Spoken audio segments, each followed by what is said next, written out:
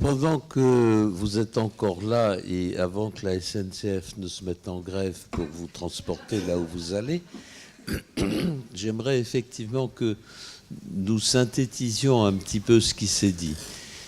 Et il me semble très fort de reprendre la parole du maire de Catane, qui, dans la conclusion du colloque du Collège de France il y a 2 ans, disait: à partir du moment où une personne réside à Catane, elle fait partie de la population de Catane et ne doit en aucune façon être différenciée. Je pense que ce sont des éléments qui sont ressortis très fortement ce matin. Il y a quelque chose de plus à dire. C'est spontanément, la population est accueillante. Ce n'est pas l'ensemble du peuple français qui n'a pas de fraternité, c'est la mise en place de dispositifs qui rendent impossible aux migrants de se faire valoir. Un seul exemple: pour bénéficier de l'assistance médicale d'État, il faut faire la preuve que ça fait 90 jours qu'on est sur le territoire. Quand par essence on est clandestin, on ne peut pas faire la preuve de son entrée sur le territoire. Et par conséquent, on échappe à la capacité de l'aide médicale d'État. Et je vais vous donner simplement une indication. Le personnel les travailleurs sociaux de l'hôpital de Calais, dans l'année 2015, ont passé 65% de leur temps à essayer de constituer des dossiers pour 15% de la population de l'hôpital qui étaient des migrants. Et le résultat est que sur 666 dossiers constitués, 22 ont donné accès à l'AME. Je vous laisse simplement réfléchir au coût que ça a pu représenter d'utiliser des travailleurs sociaux à faire des choses aussi bêtes.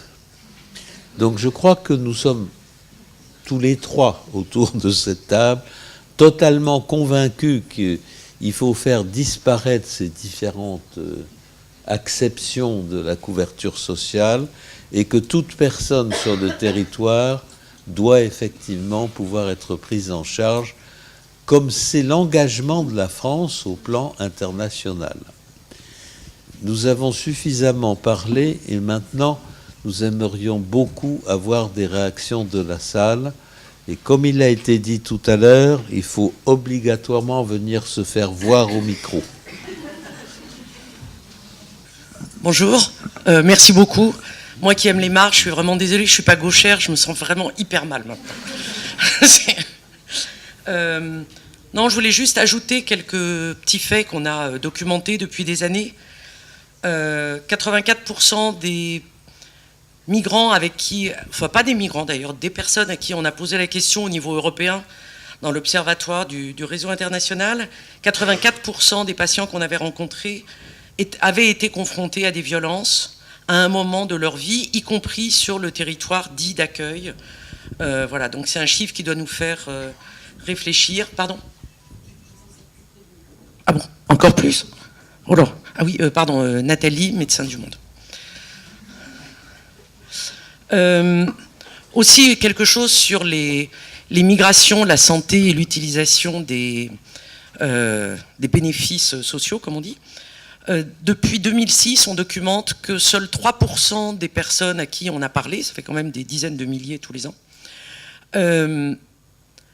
disent, parmi les diverses raisons de la migration, qu'ils sont venus pour des raisons de santé. Et ce qu'il y a de très étonnant, c'est que depuis que l'Espagne a complètement coupé l'accès aux soins des sans-papiers, en Allemagne, il n'y a jamais eu d'accès aux soins pour les sans-papiers, eh bien ce sont les deux pays de destination, enfin de là où on a rencontré les gens, dans lesquels il y a le plus haut chiffre de gens qui sont venus pour des raisons de santé. Or, le plus haut chiffre s'établit quand même à moins de 6%. D'accord ? Et ça, c'est depuis 2006, sans arrêt, tous les ans. Autre chose aussi sur le coût de la fermeture des frontières, quand on a ouvert le Lotus Bus, donc pour les femmes chinoises travailleuses du sexe, en 2002, elles payaient environ 6 000 € pour pouvoir arriver en France. 6 000 €, ça comprenait le passeport, le billet, la demande d'asile, la demande de recours. OK. Maintenant, on en est à 30 à 48 000 € depuis la fermeture des frontières. C'est-à-dire que non seulement la fermeture des frontières a fait que ça a mis une pression énorme sur les gens, évidemment il y a des gens qui s'enrichissent avec, mais aussi on peut vraiment se demander ce que c'est que le proxénétisme d'État. Et après, je voudrais demander à monsieur notre économiste, est-ce que vous pourriez nous fournir des études chiffrées sur tout ce que vous nous avez présenté, parce qu'on en manque horriblement. Il y a eu l'étude de l'Agence fondamentale des droits humains européenne il y a quelques années sur le moindre coût de donner l'accès aux soins à tous, mais bon, ça date d'il y a 4 ans. On a très très peu d'études françaises, j'en ai pas vu, internationales, donc si vous en avez, avec des chiffres sur le moindre coût de donner l'accès aux soins et autres, ça serait vraiment cool. Merci beaucoup. Avant que vous ne répondiez, je vais devoir m'excuser, parce que malheureusement la gare de l'Est est un peu à l'autre bout de Paris. Mais en tout cas, si certains d'entre vous ont des questions, n'hésitez pas à me les adresser par email ou sur Twitter, je suis très très facile à trouver. Voilà, merci beaucoup en tout cas. Merci docteur Gémen. Il est midi, docteur Gémen. Alors, je réponds sur les études. Il y a effectivement, alors il y a des études un peu sur différents sujets. Il n'y a pas beaucoup d'études. Donc les études dont je dispose, je les ai déjà données à Médecins du Monde, hein, puisqu'on travaille à Paris 13 avec Médecins du Monde. Donc, alors, il y a deux choses. Maintenant, ce que j'ai appelé le coût managérial est bien documenté.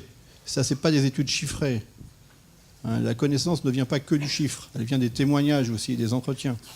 Et on peut le faire. Donc ça, maintenant, il y a beaucoup d'études qui sont des monographies sur l'observation des caisses primaires d'assurance maladie, où on montre un certain nombre de choses, et notamment l'abattage, le fait qu'il y ait une organisation du retard de soins. Sur les coûts financiers du refus administratif de soins, il y a beaucoup d'études internationales qui opèrent par un raisonnement contrefactuel. C'est-à-dire qu'on cherche à comparer un État où on donne l'accès à des droits pleins à d'autres États où on ne l'a pas fait. Donc il y a très peu d'études parce qu'il faut imaginer une situation qui n'a pas existé. Et donc après on projette ce qui se passe. Par exemple, si les migrants avaient eu la couverture pour telle ou telle maladie, typiquement le VIH, alors il n'y aurait pas eu ces effets de contagion et donc la société aurait économisé tant d'argent. Donc on fait des simulations.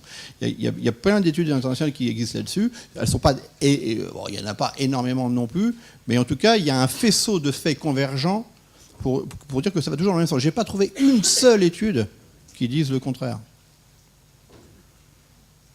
Et d'ailleurs, ça interroge sur le consensus scientifique, sur l'idée que, en fait, les chercheurs ne servent à rien. C'est-à-dire que ça, on voit bien que sur ce sujet-là, il y a un vrai consensus scientifique. Je ne défends pas du tout le consensus scientifique. Hein. Le fait qu'il y ait des débats, c'est le moteur de la connaissance scientifique.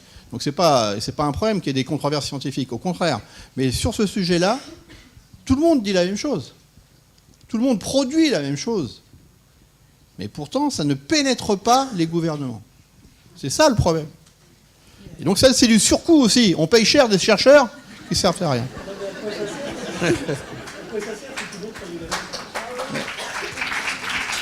Faut pas exagérer quand même. Et puis c'est pas parce qu'il est parti qu'il faut dire du mal de lui. Je voudrais quand même rappeler quelque chose qui est assez stupéfiant. En France, la réglementation, jusqu'en 1945, laissait entrer tout le monde. Et il n'y avait pas de problème de gens qui étaient illégalement sur le territoire. Il n'y avait pas d'interrogation aux parents pour savoir où était né leur enfant pour le prendre à l'école. Et l'intégration par l'école de la Troisième République a été quand même quelque chose de fabuleux. Il faut aussi se rappeler que la première limitation de l'entrée des personnes étrangères sur le territoire français correspond à une ordonnance prise par le général de Gaulle en 1945 et à cause probablement du fait qu'on avait dans l'idée que les migrants qui pourraient arriver en France pourraient comporter des nazis. Ça doit vous rappeler un petit peu quelque chose à propos des Syriens qui arrivent en véhiculant des gens d'Al-Qaïda. C'est-à-dire que il y a des espèces de mécanismes qui continuent de fonctionner sous cette forme. En fait, la vraie limitation de l'entrée sur le territoire français date de la crise pétrolière de 1973-1974. C'est le moment où, après les 30 Glorieuses, le plein emploi a commencé à être atteint. Et à ce moment-là, il y a eu deux phénomènes qui se sont produits. Le premier, c'est que le président de la République, Georges Pompidou, a dit « il faut cesser de faire entrer des gens pour prendre du travail aux Français ». Mais en même temps, il a demandé à ce que le regroupement familial pour les gens qui étaient en France se fasse massivement. Et le rejet qu'il y a pu y avoir dans la population, vous en avez peut-être le souvenir, c'est une phrase détestable que ce malheureux Jacques Chirac a prononcée, visitant des habitations à loyer modéré, il a dit « il y a des odeurs qu'on ne peut pas supporter ». Et ça, ce sont des éléments importants qui interviennent dans l'inconscient collectif. Et je pense que ce n'est pas neutre dans la réflexion qu'il y a aujourd'hui de voir qu'on essaye d'identifier les migrants comme étant des gens néfastes. Je voudrais vous dire que pendant 1 an, au Comité consultatif national d'éthique, nous avons cherché à savoir combien il y avait de migrants. Et la réponse est, aujourd'hui, en France, personne ne peut donner la réponse. Il y a entre 200 000 et 600 000 personnes étrangères dépourvues de papiers en France. Personne n'est capable de dire si c'est plus près de 200 000 ou plus près de 600 000. La deuxième chose, c'est que, d'une façon générale, quand on ne donne pas le droit de résidence à des gens, on met en place un système qui les exclut de la société et qui les rend nécessairement hostiles à la société. Et puis, quand on a des mesures de police qui sont obligatoirement instituées parce qu'un ministre de l'Intérieur en 2004 a jugé utile de protéger l'Angleterre en mettant la frontière de l'Angleterre de notre côté de la Manche, on a mis en place des gens extrêmement estimables qui sont CRS ou gendarmes et dont le regard sur ces immigrés qui essayent de passer en Angleterre est vécu comme quelque chose d'affreux. Pensez que des hommes sont mis dans la situation de regarder d'autres humains de façon négative est quand même quelque chose qui pose problème. Et donc, c'est tout à fait justifié d'avoir un colloque comme celui d'aujourd'hui qui amène à se poser les vraies questions sur est-ce que l'immigration est un phénomène négatif ou un phénomène positif. Depuis ce matin, je n'ai entendu que des éléments positifs. Et je pense que ce sera l'élément de conclusion. Et je vous prie d'excuser mon absence de cet après-midi, mais je suis obligé d'aller retravailler au CCNE. On est en plein état généraux de la bioéthique. Le président du CCNE, Jean-François Delfraissy, est une personne qui, à travers ses engagements de médecin, notamment dans le champ du sida, a témoigné une attention particulière aux questions des vulnérabilités. Vous avez même dans la nouvelle mouture du CCNE et dans les nouveaux membres un représentant des précarités à travers la présidente d'ATD Carmonde. Et c'est un signal extrêmement fort que de l'avoir accueilli. Et j'aimerais que, puisque vous allez au CCNE cet après-midi, vous dites aux membres du CCNE que c'est bien d'aborder la question de l'intelligence artificielle, c'est bien d'aborder les questions de la génomique. C'est vrai que toutes ces questions de la santé vues à travers la biomédecine, à travers les big data et à travers tout ce que la science propose, c'est très intéressant. Mais pour que notre société soit encore digne de ses prouesses, il faut qu'elle soit inventive de prouesses humaines qui sont incarnées au quotidien par les professionnels qui sont ici et qu'on a évoqués à travers toutes ces interventions. Et je pense qu'un signal fort, un signal essentiel dans la restitution qu'on attend des États généraux, c'est de prendre en compte les situations de vulnérabilité. Et je dirais que les États généraux, dans leur production, ne sont crédibles que s'ils partent d'abord des vulnérabilités. Et comment peut-on comprendre qu'on investisse, et c'est normal qu'on le fasse si on a les moyens, dans des technologies extrêmement coûteuses, je pense à l'immunothérapie, à toutes sortes de choses qu'on met en place, notamment en matière de cancérologie, alors que le basique et l'inconditionnel qui a été évoqué à plusieurs reprises est non seulement négligé, méprisé, mais contesté dans les valeurs qu'il signifie pour une société. Donc je me permets de dire, je ne sais pas si vous participez à mon propos, mais si ce n'est pas les gens qui applaudissent, en tous les cas, ça sera le propos d'Emmanuel Hirsch. Vous direz à Jean-François qu'on a le sentiment, et moi je le découvre à travers tout ce que j'ai entendu aujourd'hui, qu'il y a une inattention, une inaudibilité par rapport à des urgences qui s'imposent à tous et qui déterminent la société démocratique qu'on doit être malgré toutes les promesses de transhumanisme et toutes ces représentations qui ne correspondent pas, à mon avis, à nos urgences. Si vous adhérez à ce propos.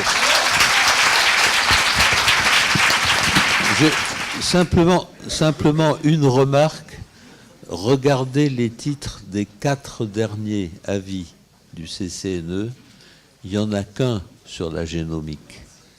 Les 3 autres concernent effectivement l'humanité.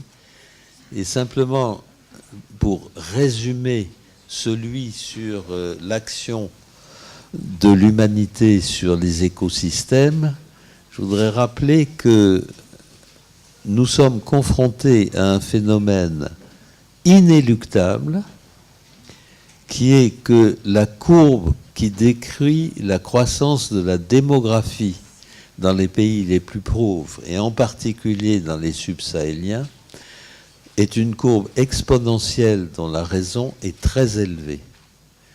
La courbe qui décrit dans les mêmes pays la capacité de production alimentaire est exponentielle aussi, mais est de raison 10 fois inférieure. Et enfin, la courbe qui décrit la capacité d'emploi dans ces pays est encore inférieure à celle de la production alimentaire.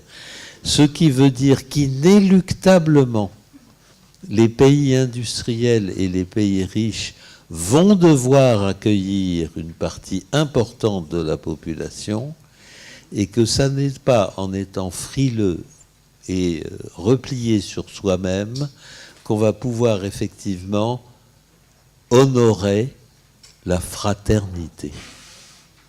Et je suis tout à fait de l'avis de ce que vous venez de dire, et Jean-François a largement entendu ce genre de choses, mais j'ai rajouté quelque chose.